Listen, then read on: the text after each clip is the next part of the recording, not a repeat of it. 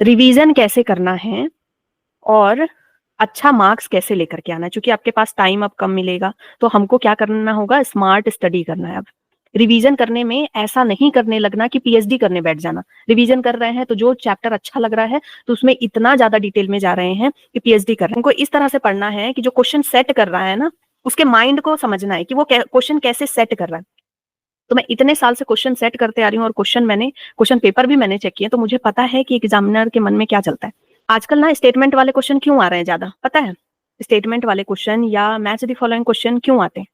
इसलिए आते हैं कि इतने साल से पेपर आ रहा है और है तो वही एनसीईआरटी वाली बुक, उससे बाहर देना नहीं है। तो घुमा फिरा के क्वेश्चन देना है, नए क्वेश्चन बनाने हैं, तो स्टेटमेंट वाले क्वेश्चन बनाना इजी रहता है। जैसे जब मुझे भी बोला गया था ना कि आपको ऐसे क्वेश्चन बनाने हैं जो गूगल में कहीं ना मिले, जल्दी उसका आंसर ना मिले, कोई ढूंढता रह जाए, आंसर ना मिले, तो स्टेटमेंट वाले क्वेश्चन का जल्दी आंसर भी नहीं मिलता है आपको। दूसरा है कि एक स्टेटमेंट वाले क्वेश्चन में बहुत सारा टॉपिक कवर हो जाता है, तो आप एक चैप्टर के, अगर मान लो एक चैप्टर से एक ही क्वेश्चन देना है, तो बहुत सारा टॉपिक उसी में फीड कर सकते हो। तो इसीलिए स्टेटमेंट वाले क्वेश्चन आजकल ज्यादा बन रहे हैं। और थोड़ा सा क्या है, कंपटीशन बढ़ाने के लिए भी, कि सारे बच्चे तैयारी कर रहे हैं, सब बच्चों के पास मटेरियल है, तो कौन बच्चा बेस्ट है, मतलब कि टाइम के साथ कौन मैच कर सकता है। तो स्टेटमेंट वाले क्वेश्चन पढ़ने में टाइम लगता है, और जो बच्चा फास्ट स्टडी कर लेता है, जिसके दिमाग में जल्दी चीजें चली जाएंगी, वो जीत जाएगा। तो हम अब क्या करेंगे, स्मार्ट स्टडी थोड़ा सा करेंगे। कैसे करेंगे, मैं यहाँ पर आपको कुछ टॉपिक बताने वाली हूँ। सबसे पहले हाई वेटेज चैप्टर देखेंगे, उसके हाई वेटेज टॉपिक, इस टॉपिक से ज्यादा क्वेश्चन पूछा गया है, तो उन टॉपिक को तो आपको बिल्कुल भी नहीं छोड़ना है। और लास्ट ईयर क्या हुआ है कि आपका बिल्कुल सिलेबस चेंज हो गया ना, कुछ डिलीट हो गया है। डिलीट होने की वजह से जो पहले जो वेटेज था उस पर फर्क पड़ा है। पहले जो वेटेज था, अब चैप्टर डिलीट हो गए, तो उतना मार्क्स तो मेंटेन करना है ना, तो उन मार्क्स को क्या किया गया है, दूसरे चैप्टर में ऐड कर दिया गया है। तो जो चैप्टर आपके कम मार्क्स के थे, 2-3 मार्क्स के थे, अब उसमें से 6-6 क्वेश्चन आ रहे हैं। जैसे बायोमोलिक्यूल से मैक्सिमम 3 क्वेश्चन आता था, लेकिन पिछले साल 6 क्वेश्चन आया है। तो समझ लो बायोमोलिक्यूल कितना इंपॉर्टेंट हो गया। मॉर्फोलॉजी से कम क्वेश्चन आते थे, अब उससे 5 क्वेश्चन आया है पिछले साल।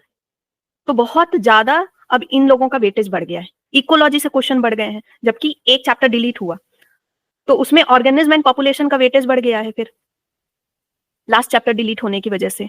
तो अब आपको थोड़ा सा, हाँ बोलो। नहीं कुछ नहीं। तो उसी स्ट्रेटजी को समझ करके अब आपको पढ़ाई करनी। अंधाधुन अगर जैसे किताब लेकर के बैठ गए कि हाँ मेरे को पता है कि ये इंपॉर्टेंट है, ऐसे बस लेकर के पढ़ रहे हो, तो कुछ नहीं होगा। तुम लोगों ने पढ़ा होगा 20-80 रूल, एक बार मैंने बताया था ना 20-80 रूल। 20-80 रूल पता है क्या कहता है? हाँ, कि 80% जो आपका रिजल्ट आता है ना, 80% जो आपका रिजल्ट आता है वो डिपेंड करता है किस पे, ओनली 20% एफर्ट पे। सिर्फ 20% का एफर्ट लगा के आप 80% रिजल्ट पा सकते हो। ज्यादा मेहनत करने की जरूरत नहीं है। इसी को कहते हैं हम स्मार्ट स्टडी, और ये हर जगह अप्लाई होता है, आपके नीट में भी अप्लाई होता है।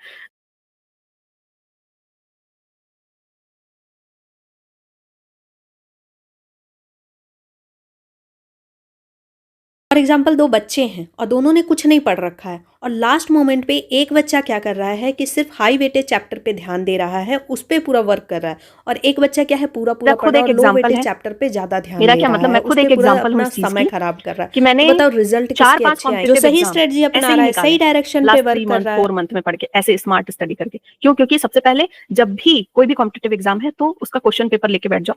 अच्छा, इस तरह के क्वेश्चन आते हैं, मतलब ना आपको उसका दिमाग पढ़ना है कि कैसे क्वेश्चन बना रहा है। ठीक है, तो 3 मंथ में हम कैसे रिवाइज करेंगे ये हमको देखना है। सबसे पहले 3 चीज आपको 3 मंथ के रिवीजन स्ट्रेटजी में 3 चीज आपको अपने साथ रखनी है। क्या क्या रखना है बेटा? बिना इन 3 चीजों के नहीं होगा। सबसे पहले डिसिप्लिन रखना है, चाहे मन करे या ना करे, पढ़ना है। ठीक है, पढ़ने का मन नहीं करेगा लेकिन पढ़ना है, इसी को तो डिसिप्लिन कहते हैं, कि कुछ करने का मन करे या ना करे। स्कूल में बाल वैसे चिपका के जाने का मन नहीं करता है, लेकिन फिर भी जाते हो, वही तो डिसिप्लिन है ना। तो ये डिसिप्लिन चाहिए। दूसरी चीज क्या चाहिए तुमको? कंसिस्टेंसी बहुत जरूरी है।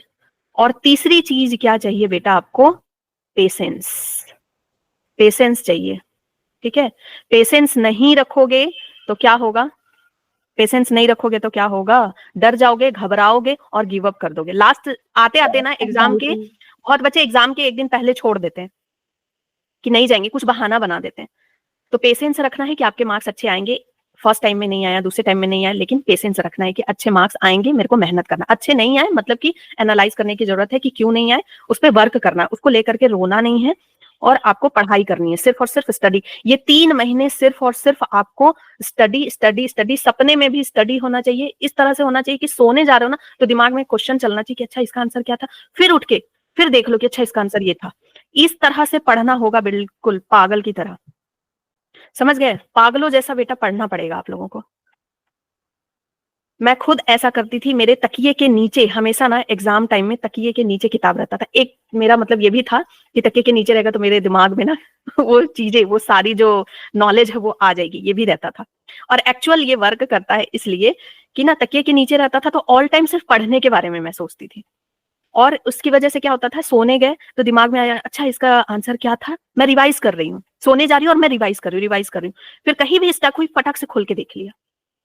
तो अपनी जो भी चीज है, जो जरूरत की चीज है, उसको बगल में रखो, और जिससे तुमको डिस्ट्रैक्शन आ रहा है उसको दूर रखो।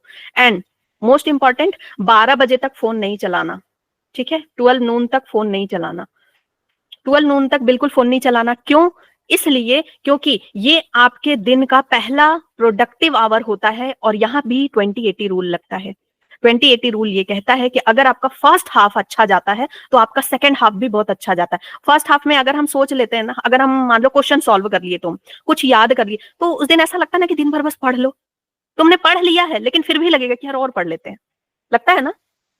और जब फर्स्ट हाफ खराब जाता है ना तो तुमको क्या लगता है, इतना तो समय बर्बाद हो गया, अब कल पढ़ूंगा। तो फर्स्ट हाफ आपको अच्छा रखना है, और कल से 12 बजे तक कोई फोन यूज नहीं करना, 12 बजे तक फोन को नहीं छूना है, ठीक है? अगर कुछ इंपॉर्टेंट है तो घर वालों को बोलो कि मुझे फोन में देख के बताओ तो कुछ आया है क्या, ठीक है? फोन में देख के बताना कुछ आया, कुछ ऐसा इंपॉर्टेंट है तो। अगर मान लो 5 मिनट का रिलैक्स चाहिए तुमको, 5 मिनट के रिलैक्स में भी बोलते पोमोडोरो टेक्निक, उसमें भी 5 मिनट का रिलैक्स भी करो तो उसमें फोन नहीं छूना, उसमें कुछ और कर लेना, उसमें थोड़ा एक्सरसाइज कर लो, कुछ अच्छा ड्रिंक बना के पी लेना, लेकिन फोन नहीं छूना। किसी और को बोल देना कि मुझे ये देख करके बता दो, ठीक है? करोगे कल से? पक्का ना? Yes ma'am. हाँ, कल से बिल्कुल ये फोन वोन नहीं छूना है आप लोगों को 12 बजे तक पहला। और तुम लोग ना ये मुझे 1 वीक करके बताओगे इसका रिजल्ट। 1 वीक करके देखो, तुमको ना लगेगा यार शाम तक रात तक मैं पढ़ता ही रहूं, क्योंकि पहला फर्स्ट हाफ प्रोडक्टिव जाएगा तो आगे तुमको अच्छा लगेगा, ठीक है? तो अब हम सीधे टॉपिक पे आते हैं, हम जिसके लिए आए हैं। पढ़ना कैसे है, आपको रिवीजन कैसे करना है। सबसे पहले जो हाई वेटेज चैप्टर हैं, ठीक है, उनको पढ़ना है।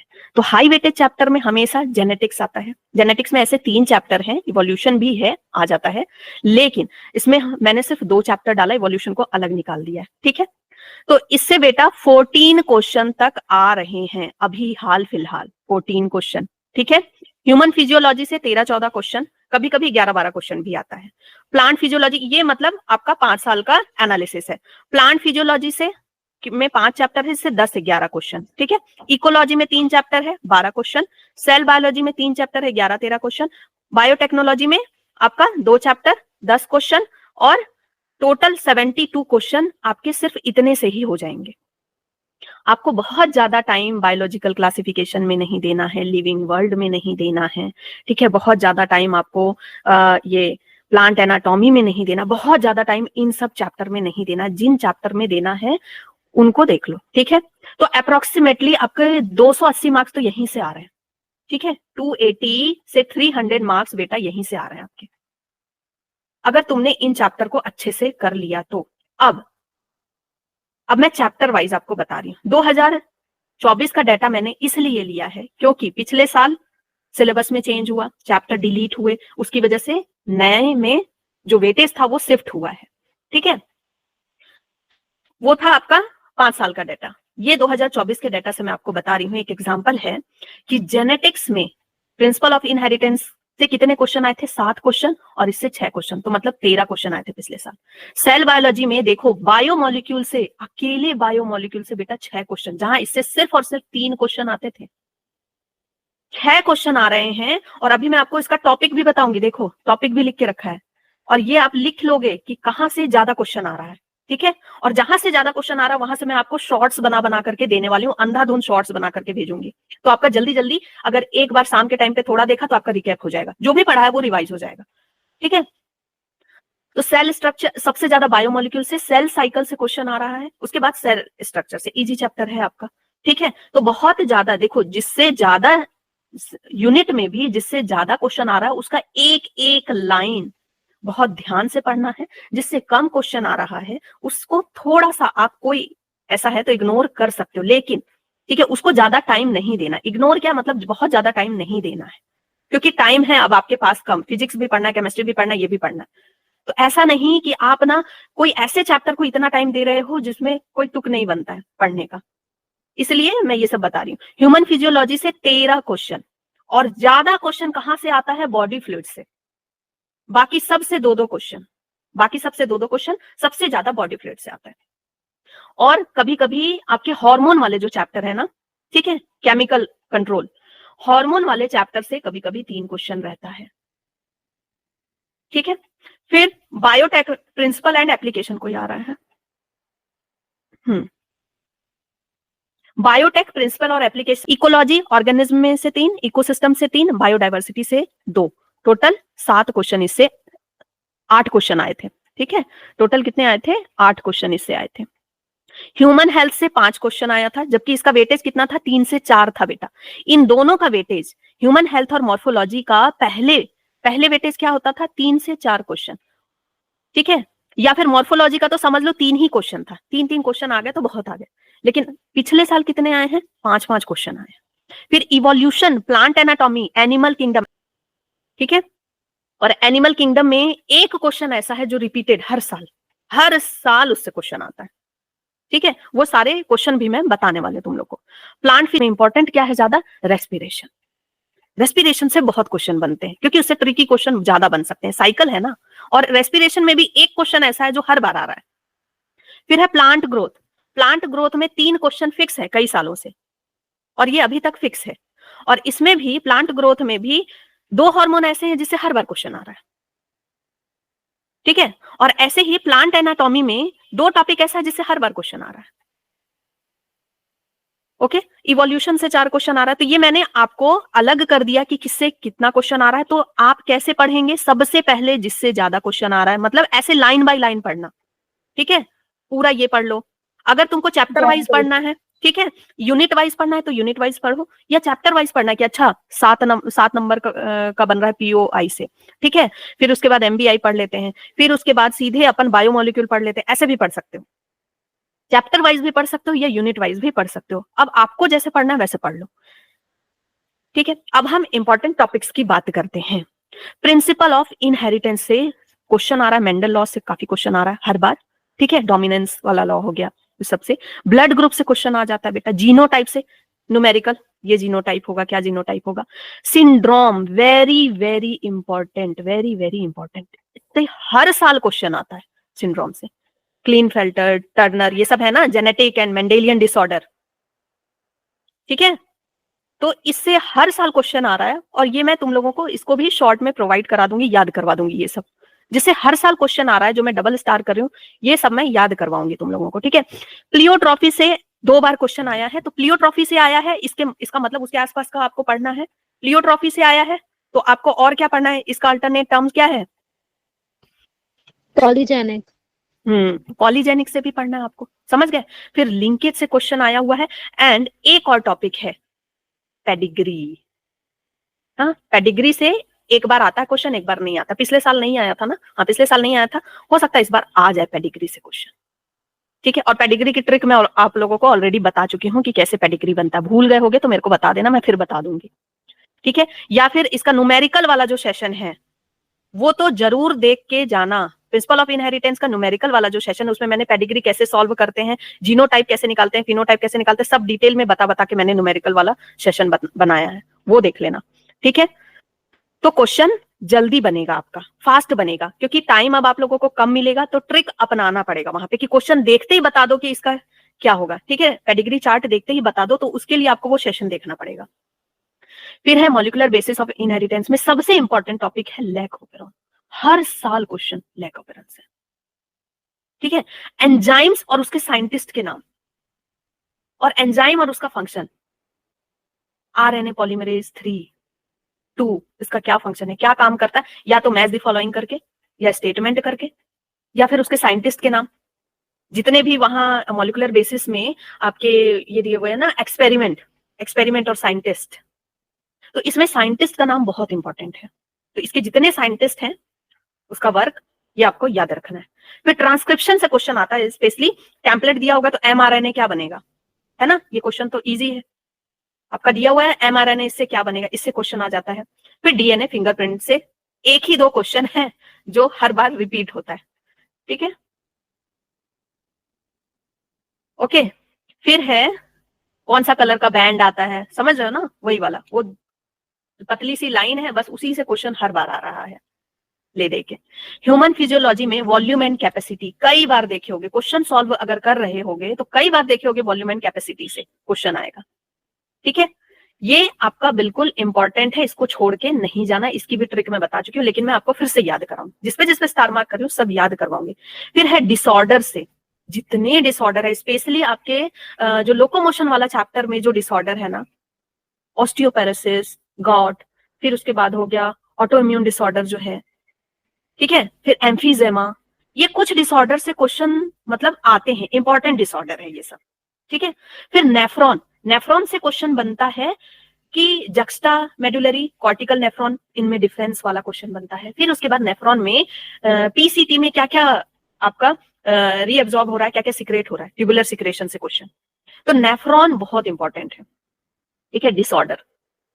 फिर ज्वाइंट्स में लगातार देख रही हूँ ज्वाइंट से क्वेश्चन, और आपके जो ये वाला ये लोकोमोशन वाले चैप्टर में ना ज्वाइंट से ज्यादा क्वेश्चन आए हैं, और जो आपका मसल वाला सेक्शन है उससे कभी कभी क्वेश्चन आया है, ज्वाइंट से ज्यादा क्वेश्चन आया। तो ज्वाइंट्स अगर कोई ये सोच के जा रहा है कि जैसे तैसे अब पढ़ लेंगे, तो इसको बिल्कुल इग्नोर नहीं करना। और ज्वाइंट्स का मैं ट्रिक बता चुकी हूँ ऑलरेडी आप लोगों को, ठीक है, वही जितने ज्वाइंट्स के ट्रिक बताए बस उतने ही ज्वाइंट से आता है। फिर है न्यूरल कंट्रोल से, बेटा ब्रेन से क्वेश्चन कई बार आया है, ठीक है, ब्रेन के पार्ट से कई बार आया है, तो ब्रेन को आप बिल्कुल मिस करके नहीं जाओगे, ठीक है। ब्रेन वाले पार्ट से कई बार क्वेश्चन आया है, एक्शन पोटेंशियल से कम आया है, ब्रेन वाले पार्ट से कई बार क्वेश्चन आया है। फिर है केमिकल कंट्रोल में, थायराइड तो उनका फेवरेट है, थायराइड पता नहीं थायराइड से क्या मतलब ये है, प्रेम है, लगाव है, थायराइड उनका फेवरेट पार्ट है, या तो थायराइड या parathyroid, thyroid parathyroid, thyroid parathyroid उनका फेवरेट है।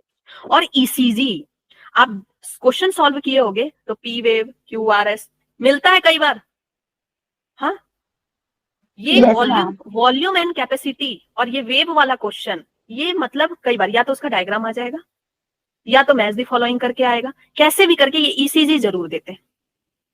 और उसके बाद कभी कभी क्वेश्चन आता है कि किस तरह से एक्शन पोटेंशियल जनरेट होता है, कैसे उसका पाथवे है, ठीक है, ऐसे एवी, बंडल ऑफ हेयर्स, परकिंजे, ये तो इजी है ना, सीक्वेंस, ठीक है। फिर डिसोसिएशन कर्व से कभी कभी क्वेश्चन आया हुआ है, और पिछले साल भी आया था आपका एसोसिएशन डिसोसिएशन कर्व से। फिर ब्लड से, blood is very very important, blood से बेटा आपका कभी भी कुछ भी क्वेश्चन आता है, कभी आपका प्लेटलेट से क्वेश्चन आता है, कभी आपका मतलब ग्रेवयार्ड वाला क्वेश्चन आ जाता है, तो ब्लड से अंधाधुंध कुछ भी क्वेश्चन आता है। और डब्ल्यूबीसी से क्वेश्चन आ जाता है, बेसोफिल से, पिछले बार बेसोफिल से आया था ना, पिछले बार बेसोफिल से क्वेश्चन आया था, तो आपके डब्ल्यूबीसी से क्वेश्चन आ जाता है, एंड मसल से कभी कभी क्वेश्चन आया। तो जहां जहां मैंने स्टार मार्क किया मतलब वो कई बार रिपीट हुआ है, तो वो चैप्टर, वो टॉपिक आप बिल्कुल इतने ध्यान से पढ़ेंगे और उसके क्वेश्चन ज्यादा करेंगे, घुमा फिरा के जितने बार क्वेश्चन आया ना उतने बार वो क्वेश्चन करो, देखो कि किस किस फॉर्म में वो क्वेश्चन मिला हुआ है, ठीक है। सबके पास है क्वेश्चन पेपर, बहुत सारा है ना, मटेरियल तो है ही, तो देखो कि कैसे कैसे क्वेश्चन वो घुमा फिरा के आया हुआ है, असर्शन रीजन में आया है, स्टेटमेंट बेस्ड में आया है, आपके ट्रू फॉल्स में आया है, मैच द फॉलोइंग में, जिस तरह से आया है उस तरह से करो, उसको बार बार करना है वो सारे क्वेश्चन को, ठीक है। तो वो घुमा फिरा के वही टॉपिक को दे रहे हैं। C3 प्लांट फिजियो में C3 C4 से आता है, रूबिस्को एंजाइम ये सब से आता है, ठीक है। Cycle and location very very very important, कौन सा साइकिल कहां पर होता है, और साइकिल और उसका अल्टरनेट नेम, काफी कंफ्यूज होते हो ना, ऑक्सीडेटिव फॉस्फोराइलेशन किसका नाम है, काफी कंफ्यूज होते हैं बच्चे, हाँ, सिट्रिक एसिड का दूसरा नाम क्या है। फिर साइंटिस्ट के नाम, इसमें किस साइकिल को किसने खोजा। प्लांट फिजियो में दो, मैंने बोला ना दो हार्मोन जिसकी चर्चा बार बार होती है, ऑक्सिन और गिबरलिन, घुमा फिरा के आएगा।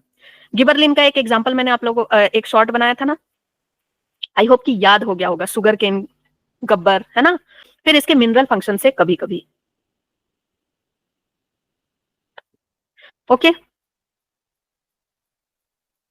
फिर है बायोटेक्नोलॉजी। बायोटेक्नोलॉजी तो बेटा पूरा ही पूरा इंपॉर्टेंट है, कहीं से कुछ भी क्वेश्चन कभी भी आया है, ठीक है। लेकिन जो इसमें ज्यादा इंपॉर्टेंट है that is application in agriculture, application in agriculture.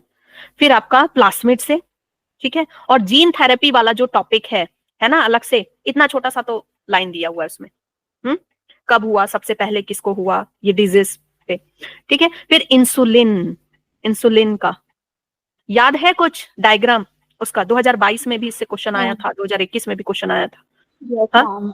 याद है ना, कैसे उसको बीच से कट किया जाता है, कैसे बनाया जाता है, और पहले जो है पिग को क्यों यूज किया जाता था, तो उससे घुमा फिरा के काफी क्वेश्चन आया था। 2022 में काफी टिपिकल क्वेश्चन आया था इससे, ठीक है। फिर आरएनएआई इंपॉर्टेंट है लेकिन उतना नहीं। बायोरिएक्टर, गजब का प्यारा, जिसको आपको लगता है कि ये बेकार है ना, बायोरिएक्टर ऐसे ही पढ़ लेंगे, बायोरिएक्टर इंपॉर्टेंट है बेटा, ठीक है। तो इसमें से ये सारे टॉपिक इंपॉर्टेंट है आपके। नेक्स्ट, और बायोटेक्नोलॉजी अच्छे से पढ़ के जाना, और पढ़ा दिया है ना मैंने बायोटेक्नोलॉजी तुम लोगों को, यस मैम, वो करा दिया। हाँ है ना। तो बायोटेक्नोलॉजी बहुत अच्छे से पढ़ के जाना बेटा।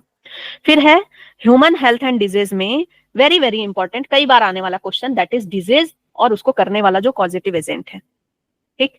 फिर इम्यूनिटी से क्वेश्चन आया हुआ है, कभी आया है कभी नहीं आया है, ठीक है। उसका स्ट्रक्चर है, एंटीबॉडी का स्ट्रक्चर, कभी आया है कभी नहीं आया है, ठीक है। लिम्फॉइड ऑर्गन से क्वेश्चन आते हैं। ड्रग एंड इम्पैक्ट, हर बार ये वाला ड्रग ये इम्पैक्ट करता है, ठीक है, ये आपको जगाता है, ये आपको डिप्रेशन में डालता है, ये आपको सुलाता है, ये पेन किलर की तरह काम करता है, या फिर उसका साइंटिफिक नेम दे देगा, ठीक है। तो ये आपका इंपॉर्टेंट है, ये कैसे भी करके आएगा। देखो मैं ये चीज देख रही हूं कि जहां पर जैसे भीड़ वाला क्वेश्चन है ना, अब देखो ड्रग, बहुत सारे ड्रग्स हैं, बहुत सारे ड्रग्स हैं, डिजीज, बहुत सारे डिजीज हैं, तो उसमें कोई ना कोई डिजीज एक दो तो डालेगा ही ना। ड्रग्स बहुत सारे हैं तो मान लो नहीं भी दिया तो एक दो ड्रग्स तो डालेगा ही। तो जो भीड़ वाला टॉपिक है जहां पे बहुत सारे एग्जाम्पल आ रहे हैं, तो वो इंपॉर्टेंट है ही है। फिर इवोल्यूशन, इवोल्यूशन में एडेप्टिव रेडिएशन, ये नया नया आजकल आ रहा है 2-3 साल से। ह्यूमन इवोल्यूशन बहुत समय से आ रहा है, ठीक है। हार्डी विनबर्ग इंपॉर्टेंट है बेटा, very important. Convergent divergent, very very important, ठीक है। और फिर ह्यूमन इवोल्यूशन, ओके। आगे बढ़ जाए, animal kingdom, animal kingdom, animal kingdom में कॉर्डेट का जो फीचर है ये हर साल पूछ रहे हैं, या तो which one of the following is the feature of chordate, which one of the following is not the feature of the chordate, which one of the following is feature of non chordate। तो जो 4.1 जो table है आपका, और उसके ऊपर एक diagram दिया हुआ ना, gill slits, pharyngeal slits, nerve cord, notochord जो बताया हुआ है, ठीक है। उस पेज में ये डिफरेंस वाला ये चार्ट है, डिफरेंस चार्ट, ये पढ़ के जाना, ठीक है, ये पढ़ के जाना। और पूरा वहां उस पेज में जितनी चीजें लिखी हुई है ना कि कॉर्डेट का ये फीचर है, फिर नोटोकॉर्ड का ओरिजिन क्या है, मीसोडर्मल है, एक्टोडर्मल है, कौन सा ओरिजिन है, ठीक है। नोटोकॉर्ड बेटा वेरी वेरी इंपॉर्टेंट, कॉर्डेट के पास क्या है, नोटोकॉर्ड है। तो इससे रिलेटेड जितनी चीजें हैं, फिर उसके बाद ये किसमें डिफरेंशिएट होता है कॉर्डेट, तो ये कई बार क्वेश्चन आया हुआ है, कई बार क्या, हर साल रिपीट हो रहा है, हर साल रिपीट हो रहा है, घुमा फिरा के, घुमा फिरा के। फिर कॉमन वर्सेस साइंटिफिक नेम, ये कभी कभी आ जाता है, ये कभी कभी आ जाता है, ये बहुत इंपॉर्टेंट है, ठीक है। ये वाला पार्ट बहुत बहुत बहुत ज्यादा इंपॉर्टेंट है, कॉमन वर्सेस साइंटिफिक नेम कभी कभी आ जाता है। फिर फाइलम्स के एग्जाम्पल, वेरी वेरी इंपॉर्टेंट, किस फाइलम का कौन सा एग्जाम्पल, और यहीं पे बच्चे ज्यादा फंसते क्योंकि फाइलम के एग्जाम्पल याद होते नहीं है। तो आप ना ट्रिकी बायो वाला जो है ना, मेरा जो प्लेलिस्ट है, वहां पे फाइलम के एग्जाम्पल्स के बहुत ही फिल्मी ट्रिक दिए हुए हैं, एक बार 2 बार देख लोगे वो याद हो जाएगा तुमको, ठीक है। ट्रिकी बायो में जाओगे मेरे प्लेलिस्ट में, उसमें दिया हुआ है इसका ट्रिक। फिर है फाइलम के स्पेशल फीचर, इसका मैं सॉन्ग लेके आने वाली हूँ, सॉन्ग तैयार है मेरा, बस मैं लेके आने वाली हूँ, तुमको सारे स्पेशल फीचर याद हो जाएंगे बढ़िया से, ठीक है, मुंह में रट जाएंगे। तो स्पेशल फीचर से आपको स्टेटमेंट वाला क्वेश्चन आ जाता है, या फिर आपको असर्शन वाला क्वेश्चन आ जाता है, या डायरेक्ट क्वेश्चन आ जाता है, या मैच दी फॉलोइंग करके आता है। तो ये इंपॉर्टेंट था, तो इसलिए मैं इसका सॉन्ग ही बना दी हूँ। ओके, फिर है इकोलॉजी। इकोलॉजी में very very important is interaction. Interaction से पता है कैसे क्वेश्चन आ रहा है? एग्जाम्पल आ रहा है, एग्जाम्पल आ रहा है उसका कि कौन सा किसका एग्जाम्पल है मैच करने के लिए, या फिर मैच करने के लिए आ रहा है कि किसमें प्लस प्लस होता है, किसमें माइनस माइनस होता है। तो साइन से आ रहे हैं और एग्जाम्पल से आ रहे हैं। गॉस प्रिंसिपल कभी कभी आता है। Scientist versus work, very important, पिछले साल भी आया था ना, और पिछले साल तो गॉस प्रिंसिपल भी आया था तुम्हारा, ठीक है। तो साइंटिस्ट वर्सेस वर्क से क्वेश्चन आ रहा है, कई बार आ रहा है। फिर productivity, very very very important, productivity, GPP NPP, ये मतलब घुमा फिरा के कैसे क्वेश्चन देना ही है, ठीक है। लॉजिस्टिक ग्रोथ जो है उससे भी क्वेश्चन इधर से देख रही हूँ कि 2-3 साल में इंक्लूड कर रहे हैं वो लोग, एक्सपोनेंशियल ग्रोथ, लॉजिस्टिक ग्रोथ, इससे क्वेश्चन ऐड कर रहे हैं। फिर पिरामिड से, पिरामिड है इंपॉर्टेंट। और extinction, very very important. Extinction का रीजन क्या है, क्या एक्सचेंज हो रहा है, ये मैंने इस पे भी बनाया था ना, इन्वेजन, ठीक है। एक्सटिंक्शन का रीजन वाला जो आपका कितना, 1 पेज का है ना, 1 आधे पेज का है, ये बेटा पढ़ लेना, एकदम एक एक लाइन अच्छे से पढ़ लेना। इंटरेक्शन वाला एक एक लाइन अच्छे से पढ़ लेना। तो जहां भी ज्यादा स्टार मार्क हो रहा है उसका एक एक लाइन एनसीईआरटी का बार बार आगे से पढ़ो, पीछे से पढ़ो, आगे से पढ़ो, पीछे से पढ़ो, बार बार पढ़ो, ठीक है। फिर है सेल बायोलॉजी। कोई सोया तो नहीं है? हाँ, और ये देखने के बाद कुछ ख्याल आ रहा है कि हाँ मैंने पढ़ा है, या यार ये हो रहा है कि यार ये भी है क्या टॉपिक, ये भी पढ़ना है क्या? ऐसा तो नहीं हो रहा है? नहीं, सब याद आ रहा है, सब पढ़ा हाँ, है। ये याद आ रहा है ना कि हाँ ये पढ़ा है, इसमें ये है, कुछ तो मतलब उसका कुछ याद आ रहा है। अगर याद आ रहा है तो अच्छी बात है, अगर ये लग रहा है कि अरे यार क्या है, क्या था, तो बेटा दिक्कत है थोड़ी सी। नहीं मैम, सब याद है, सब आता भी है। सेल बायोलॉजी की बात करें तो सेल ऑर्गेनेली एंड फंक्शन, ये तो इजी है, छोटे क्लास से पढ़ते हुए आ रहे हो, है ना, ठीक है। फिर उसके बाद मियोसिस के स्टेजेस और उसका फंक्शन, ठीक है। मियोसिस के स्टेज में कौन से स्टेज में क्या होता है, किस स्टेज में क्या काम हो रहा है, वो इंपॉर्टेंट है और वेरी वेरी वेरी इंपॉर्टेंट है। इस पे मैं एक शॉर्ट बना दूंगी। फिर इंटरफेस से, सारे फेज में इंटरफेस बहुत इंपॉर्टेंट है। क्यों इंपॉर्टेंट है? क्योंकि ये कंफ्यूज करता है, इसका G0 फेज, G1 फेज, ये सब थोड़े कंफ्यूज करते हैं, ठीक है। तो इंटरफेस से क्वेश्चन आता है। एंड सेल बायोलॉजी में द मोस्ट इंपॉर्टेंट, ठीक है, most important 7 star is enzymes. Enzyme से हर बार क्वेश्चन है, हर बार घुमा फिरा के क्वेश्चन है। और फिर इनहिबिटर से बहुत इंपॉर्टेंट है बेटा। और लेसिथिन, लेसिथिन 2022 में आया था, ठीक है, उससे पहले आया था, हाँ, फिर लास्ट ईयर भी आया था ना शायद, हाँ लास्ट ईयर भी आया था। लेसिथिन से अलग लगाव है उनको, इनहिबिटर से लगाव है। फिर उसके बाद एंजाइम से तो पता नहीं अलग लेवल का प्यार है भाई, मतलब उस पूरे टॉपिक में इनको एंजाइम ज्यादा दिखता है। एंजाइम, पता है एंजाइम से क्यों क्वेश्चन आ रहा है? क्योंकि देखो एंजाइम पहले बनता कैसे है, फिर एंजाइम का पूरा स्ट्रक्चर है, फिर उसका फंक्शन है, फीचर्स है, उसके बाद एंजाइम्स, डिफरेंट डिफरेंट टाइप्स के एंजाइम्स है, फिर उसके बाद उसमें है कि इसका इम्पैक्ट टेम्परेचर बढ़ने पे, फिर उसके ग्राफ है ना, बहुत सारा उसमें दिया हुआ है। तो एंजाइम्स पे क्वेश्चन बनता है और बहुत इंपॉर्टेंट है ये। और चार्ट जो दिए हुए हैं बायोमोलिक्यूल के, बहुत सारे चार्ट दिए। मैंने जब तुम लोगों को पहली बार पढ़ा था तभी बताया था कि सारे चार्ट इंपॉर्टेंट है ना, उसमें दिया हुआ है ना चार्ट, बहुत सारा चार्ट दिया हुआ है बायोमोलिक्यूल चैप्टर में, तो चार्ट पढ़ लेना सारा। और सारे चार्ट को मैंने ट्रिक से याद भी कराया था ना जब वहां पढ़ाया था आप लोगों को। ये चैप्टर दोबारा पढ़ाना पड़ेगा क्या बायोमोलिक्यूल एनसीईआरटी से, खासकर एंजाइम वाला? नहीं ना, ठीक है। फिर है ह्यूमन रिप्रोडक्शन। ह्यूमन रिप्रोडक्शन में बेटा गैमेटोजेनेसिस पढ़ना, और उसमें सबसे इंपॉर्टेंट जो गैमेटोजेनेसिस में हार्मोन का जो रोल होता है, वेरी इंपॉर्टेंट, FSH, LH, इनका क्या रोल होता है ये बहुत इंपॉर्टेंट है। इसका एक चार्ट बनता है ना, तो ये बहुत इंपॉर्टेंट है, हार्मोन का क्या रोल है। जितने हार्मोन्स इस चैप्टर में दिए हुए हैं ह्यूमन रिप्रोडक्शन में, प्लासेंटा वाला पार्ट में, तो हार्मोन से बहुत क्वेश्चन आता है। फिर मेंस्ट्रुअल साइकिल, फेवरेट पार्ट इनका, मेंस्ट्रुअल साइकिल, उसका जो डायग्राम है वहां पर, मेंस्ट्रुअल साइकिल। और इम्प्लांटेशन, ठीक है, इम्प्लांटेशन कब होता है, कैसे होता है, पहला स्टेज क्या होता है, ब्लास्टुला, मोरुला, ठीक है, ब्लास्टोसिस्ट, फिर उसके बाद ट्रोफोब्लास्ट, इन सबसे क्वेश्चन आ रहे हैं कई बार। और female reproductive system, okay, female reproductive system. Next है प्लांट एंडोटॉमी। प्लांट एंडोटॉमी में ऐसे तो डायग्राम इंपॉर्टेंट है, लेकिन मैं देख रही हूँ कि कुछ समय से डायग्राम उतने नहीं याद करके आपको क्या आ रहा है, जो stem, TS of stem, TS of root, ये सबसे क्वेश्चन ज्यादा बनना चाहिए। लेकिन इसकी जगह पे स्टेटमेंट वाले क्वेश्चन, इस तरह के क्वेश्चन ज्यादा आ रहे हैं। और बुली फॉर्म से क्वेश्चन कई बार आया हुआ है, स्टोमाटा से आया हुआ है, एंडार्क एग्जैक्ट से। और इन तीनों को मैंने स्टोमाटा और एंडार्क एग्जैक्ट को मैंने आप लोगों को बता दिया है अच्छे से ऑलरेडी। स्टोमाटा के जितने इंपॉर्टेंट लाइन है सब बता दिया। पिछले साल देखे थे कैसा क्वेश्चन आया था स्टोमाटा से, छोटी सी लाइन, थिन और थिक पे आ गया था क्वेश्चन। फिर एंडार्क एग्जैक्ट से क्वेश्चन आता है, स्टेटमेंट करके आ जाएगा या फिर आपको असर्शन पे आ जाएगा। तो प्लांट मॉर्फोलॉजी में प्लासेंटेशन वेरी इंपॉर्टेंट, ऐसे तो सब इंपॉर्टेंट है, लेकिन प्लासेंटेशन एंड्रोइशियम में बहुत बार क्वेश्चन आया है।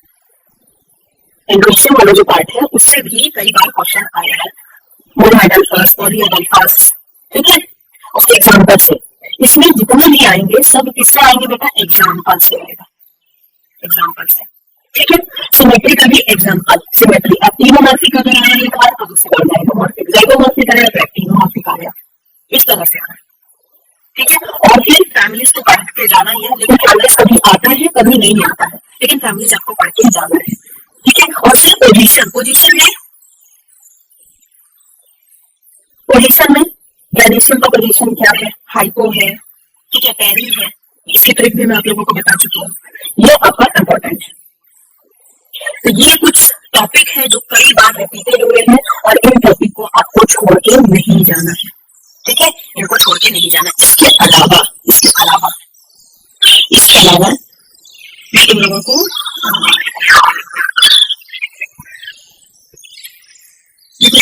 बात कर रही थी किस सेक्शन से क्या क्वेश्चन आया है, वही सब मैं कर रही थी।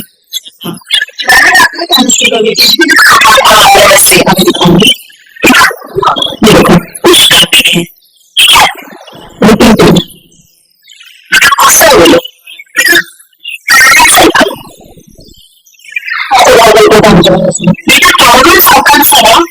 आता है कि इतने हल्के को बनता है, कितनी एनर्जी प्लस को बनता है, ठीक है क्वेश्चन।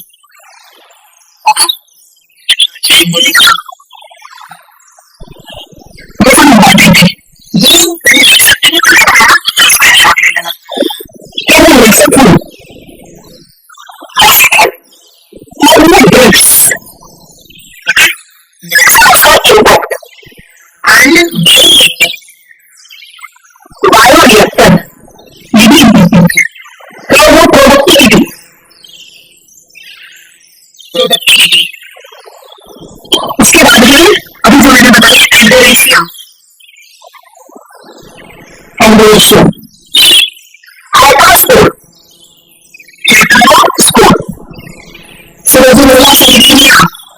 ठीक है, वो वाला क्वेश्चन। कौन से चैप्टर में देंगे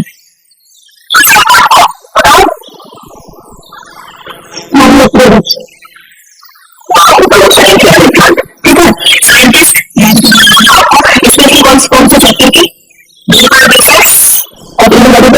और इकोलॉजी,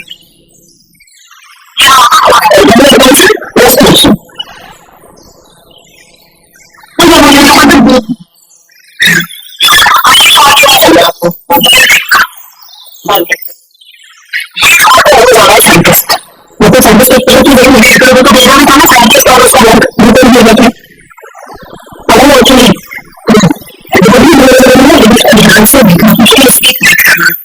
और उसका बहुत सारा कुछ क्वेश्चन था बेटा, जो भी बताया था, तो लेकिन शायद एक दिन न्यूज स्किप मत करना,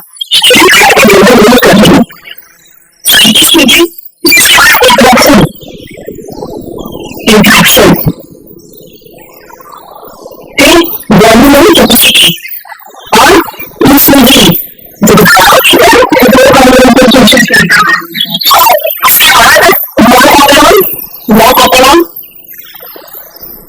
कॉकरोच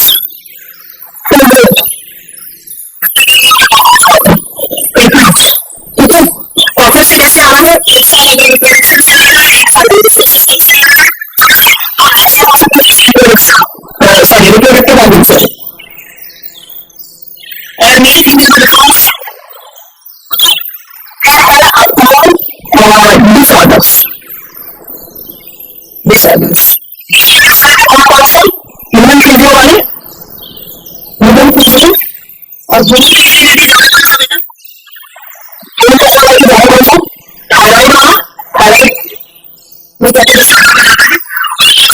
लोकोमोशन वाले चैप्टर का, लोकोमोशन चैप्टर का और आपके ब्रीदिंग चैप्टर का, ये कई बार रिपीट होता है, ठीक है, डिसऑर्डर्स में।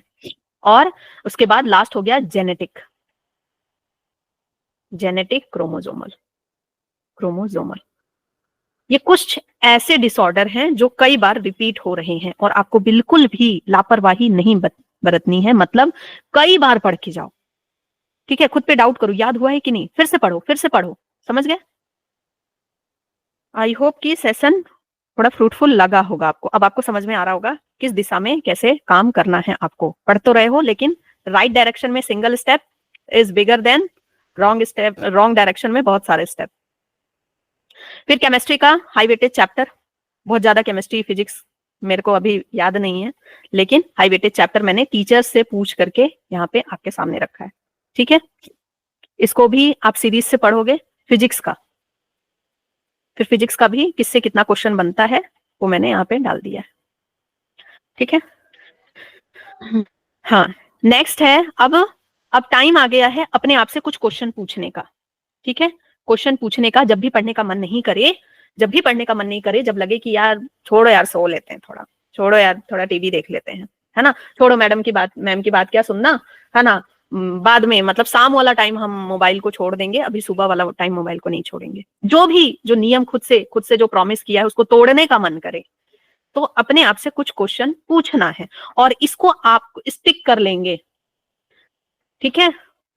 चिपका लेंगे अपने बिल्कुल दरवाजे पे, 2-3 जगह चिपका लो, हर दरवाजे पे चिपका दो। मम्मी को बोलो कि जाने दो, कोई आता है ना बोलना कि यही हमारे घर का यही पोर्ट्रेट है, ठीक है, यही व्यू देखेंगे लोग आएंगे तो क्या चिपकाना हर दरवाजे पे आपको, कि जिस दरवाजे पे जाओ तो वो हर दरवाजा तुमसे पूछे। बाथरूम में भी चिपका लो, बाथरूम में बैठते हो सामने दीवार चिपका दो, ठीक है, कि वहां भी बैठो तो तुमको प्रेशर जल्दी आए, तुम जल्दी वहां से हल्के होके निकल लो, ठीक है, कि दिमाग का प्रेशर सीधे इंटेस्टाइन पे पड़े और जल्दी खाली हो जाए पेट।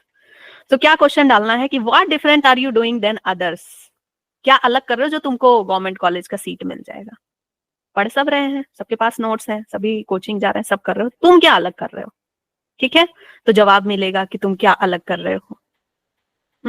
Are you consistent, are you studying 12 hour per day, do you always cut your distraction, do you always complete your to do list, do you prefer studies over enjoyment, are you ready to analyze and correct your last year mistakes. कहीं last year वाली mistake फिर से तो नहीं repeat हो रही है, या फिर ये तो नहीं लग रहा इतनी जल्दी क्या है भैया, जीना है अभी बरसों, अभी तो बहुत लंबी जिंदगी है।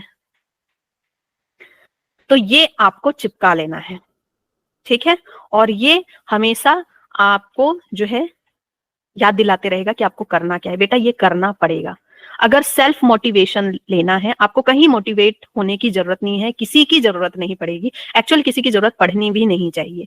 तो आपको ये चिपका लेना है, खुद सेल्फ मोटिवेटेड रहोगे और ये खुद लिखोगे, ठीक है, लिख के चिपकाओगे, बड़े बड़े मार्कर से लिखोगे कि दूर से ही दिख जाए, जैसे टीवी देखने बैठो या कहीं कुछ करने बैठो तो ये दूर से दिख जाए। मैंने एक वीडियो बनाया था और उसमें मैंने बोला था कि इसमें बताओ कि आर यू रेडी। तो जब तुम वहां लिख लेते हो ना, कहीं भी बेटा तुम लिख लेते हो यस आई एम रेडी, या फिर इस तरह की कोई भी चीज लिख लेते हो, तो दिमाग आपको उसके लिए रेडी करता है। कोई देखो, जब तुम ना कोई प्लान नहीं बनाते हो ना, ऐसे अच्छा हम ये काम कर लेंगे, तो दिमाग आपको उसके लिए डिस्ट्रैक्ट करता है। लेकिन जब तुम कोई चीज लिख लेते हो, टाइम टेबल कोई बन जाता है, तो दिमाग में हमेशा जब भी खेलते रहोगे या कुछ करते रहो, दिमाग हमसे कहता है ना, यार ये काम नहीं किया ना तुमने। अंदर से गालियां आती हैं कि नहीं आती है ना, ये काम नहीं किया ना तुमने। तो कहीं भी कोई चीज लिख लोगे तो दिमाग हमेशा तुमको उस चीज के लिए फोर्स करेगा। जो दिमाग तुमको डिस्ट्रैक्ट कर रहा था वो तुमको खुद फोर्स करेगा कि जाओ ये काम कर लो। ये 3 महीने मेरे लाइफ के सबसे बेस्ट डे होने वाले हैं। इन 3 महीनों में मैं कुछ ऐसा करने वाला हूं कि लोग फिर देखते रह जाएंगे इसका रिजल्ट। ये 3 महीने मेरी दुनिया बदल देंगे, समझे? तो जो तुम्हारा सपना है वो तुमको लिख लेना है कि इन 3 महीनों में मैं ये करने वाला हूँ। आज लिखोगे सभी, ठीक है? और मुझे भेजोगे कि ये 3 महीनों में मैं ये करने वाला हूँ, इन सारी चीजों को कट ऑफ करने वाला हूँ और इन सारी चीजों को सीखने वाला हूँ जो अच्छा है, ठीक है? और सबसे इंपॉर्टेंट बेटा, हेल्थ को इग्नोर मत करना, नहीं तो लास्ट मोमेंट पे ये धोखा देती है और इसी को हम बोलते हैं बैड लक। तो बैड लक नहीं आना चाहिए, हेल्थ को बिल्कुल इग्नोर मत करना। दिन भर पढ़ते हो, इतना कुछ दिमाग में डालोगे तो तुमको हेल्दी डाइट लेना बहुत बहुत बहुत जरूरी है, ठीक है? समझ रहे हो ना? हेल्दी डाइट में मैगी मत खाना। दिन भर इतना कुछ भरते हो, उसके बाद ब्रेन को क्या देते हो एनर्जी के लिए? ब्रेन को क्या देते हो? मैगी। ब्रेन को क्या देते हो? चाय। तो चाय, कॉफी, मैगी, ये सबको कट डाउन करो और अच्छी चीजें लेना स्टार्ट करो। सुबह सुबह भी गाजर बहुत मिलता है, सुबह सुबह गाजर का जूस पी लो। समझ गए? हाँ, हेल्दी डिश जो होता है ना तुम लोग का, वही होता है मैगी। मैगी में बहुत सारी वेजीज डाल दिए, अरे ये तो फुल ऑफ न्यूट्रिशन है। तो बेटा मैगी आपको नहीं लेना है, क्योंकि ओवरऑल वो जंक फूड है, वो आपको ना स्लीपी बनाता है।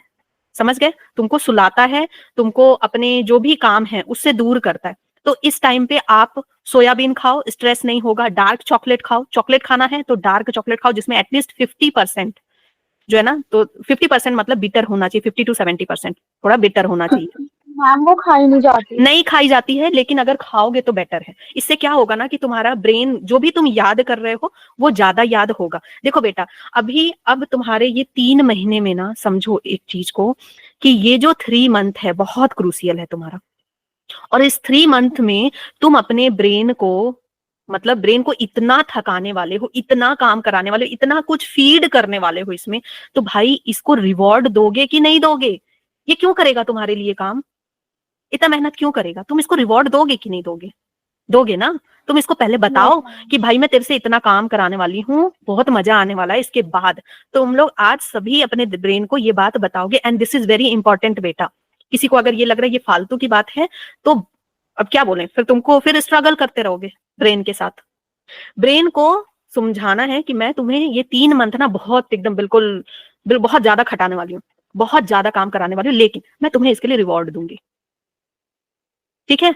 रिवॉर्ड क्या देना है तुमको? इसको बढ़िया बढ़िया फूड देना है, बढ़िया बढ़िया खाना देना, बहुत अच्छा न्यूट्रिशन देना है इसको। तो न्यूट्रिशन में अभी तुमको मूड अच्छा रखने के लिए बेटा सोयाबीन खाओ, ठीक है? सोयाबीन खाओ, योगर्ट खाओ, ठीक है? योगर्ट खाओ, और साथ में कुछ अगर बेरीज ले सकते हो, अगर अफोर्ड कर सकते हो, बेरीज खाओ, जो ब्लूबेरीज वगैरह होती है ना, खा सकते हो। आंवला खाओ, डाइजेशन वगैरह अच्छा रहेगा। जो अभी मिल रहा है मैं उसकी बात करूं, गोभी कम खाना, समझ गए? गोभी वगैरह कम खाना, नहीं तो फिर गैस हो जाएगा। फिर अब देखो, अगर तुम्हारा पेट अच्छा नहीं रहेगा तो दिमाग नहीं चलेगा, जो भी पढ़ोगे वो याद नहीं रहेगा। और एक्सरसाइज करो, एक्सरसाइज जरूर करो। तुम ना ये देखोगे कि अगर तुम एक्सरसाइज 10 मिनट एक्सरसाइज करते हो ना, तो तुम्हारी याद रखने की क्षमता बढ़ती है।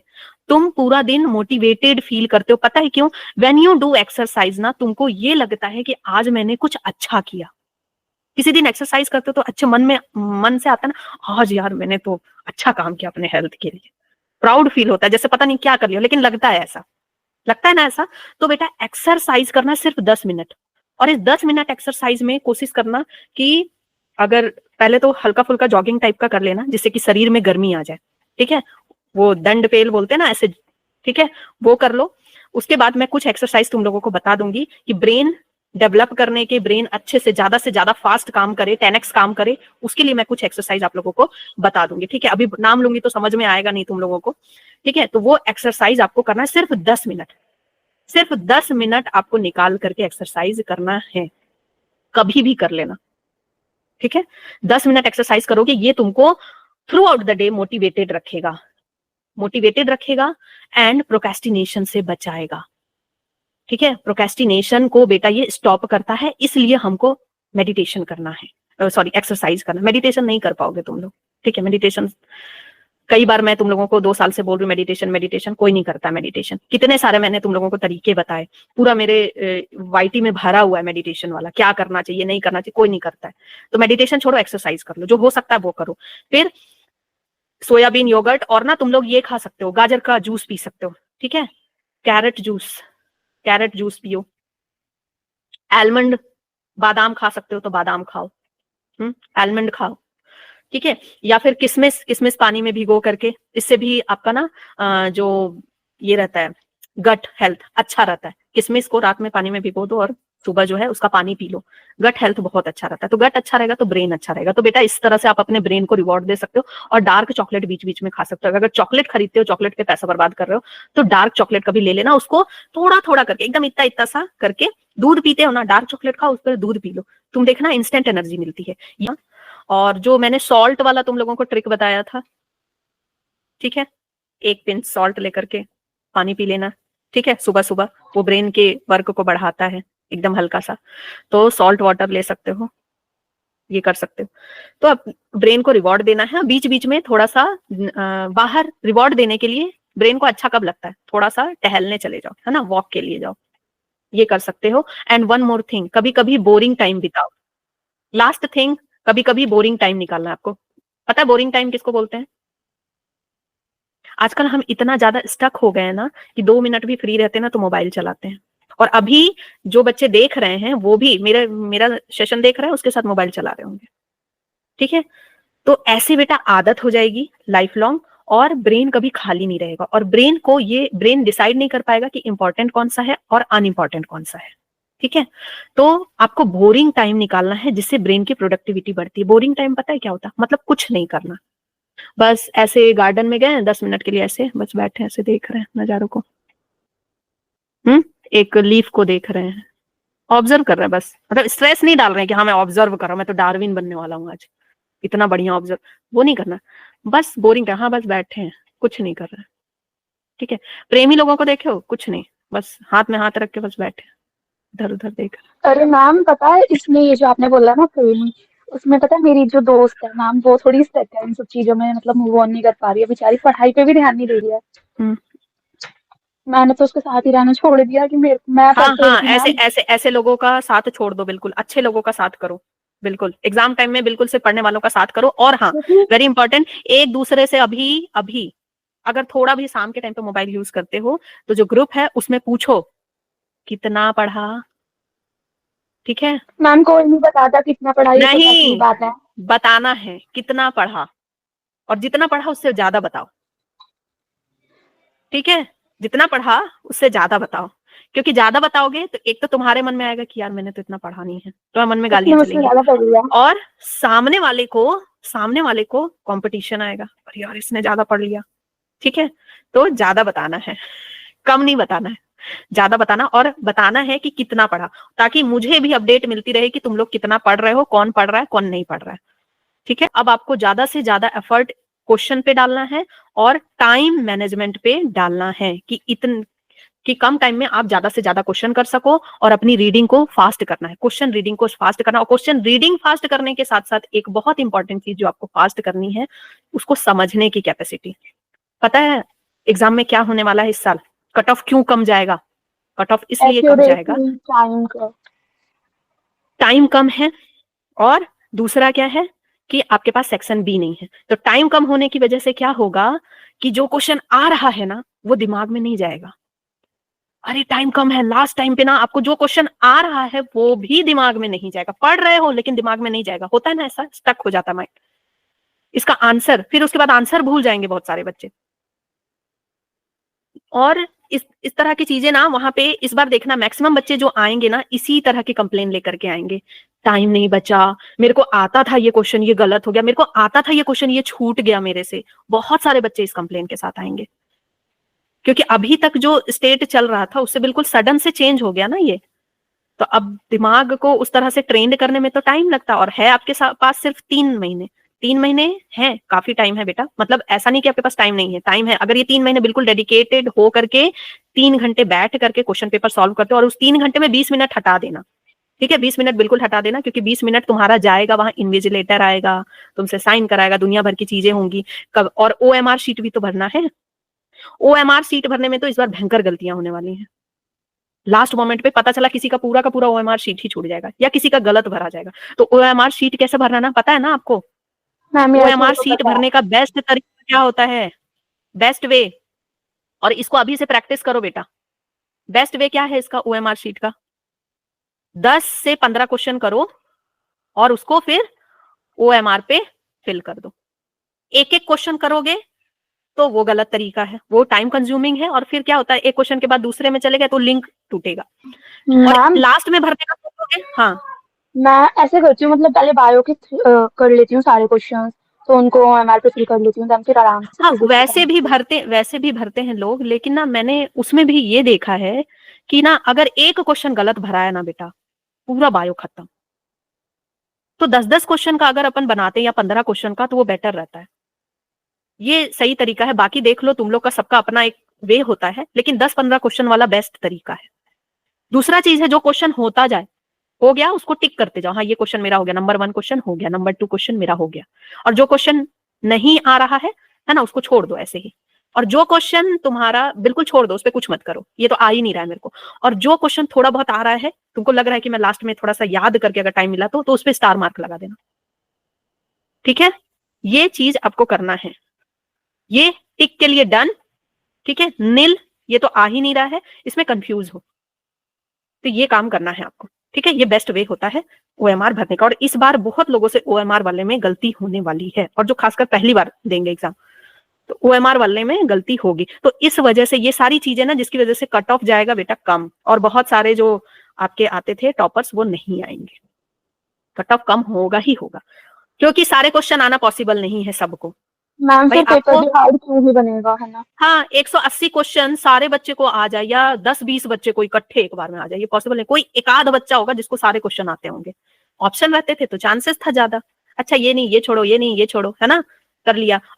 और टाइम कम रहेगा, स्टेटमेंट वाले क्वेश्चन रहेंगे, और उसमें टाइम लगता है। और पहले क्या होता था, असर्शन रीजन है, मेरे से बनता नहीं है, छोड़ दो, असर्शन रीजन दिमाग ही नहीं लगाना है, सेक्शन बी है ना। लेकिन अब असर्शन रीजन तो बहुत टाइम लेता है, स्टेटमेंट वाला टाइम लेता है आपका, तो अब कोई चांस नहीं है। ये 2024 का कोर्स Q6 था, जो कि ये मैं आपको बताने के लिए दिखा रही थी कि कौन सा क्वेश्चन कहां से आया था बेटा, कौन सा क्वेश्चन कहां से आया था, पेज नंबर के साथ। ये पुरानी NCERT से है, पेज नंबर के साथ, मतलब कि टोटल पूरा पेपर NCERT से था, और कौन सा क्वेश्चन कहां से आया था ये मैंने यहाँ पे बता दिया है। तो अगर तुम इसको रेफर करना चाहोगे, ठीक है, तो 107 नंबर पेज से अगर क्वेश्चन आया था तो उसके आसपास का पढ़ लो। मतलब ये पेज इंपॉर्टेंट है, these pages are very important. तो इस पेज के आसपास की जो चीजें हैं वो पढ़ लो। ठीक है, ये पेज मतलब पूरा ज्यादा ध्यान से पढ़ना है।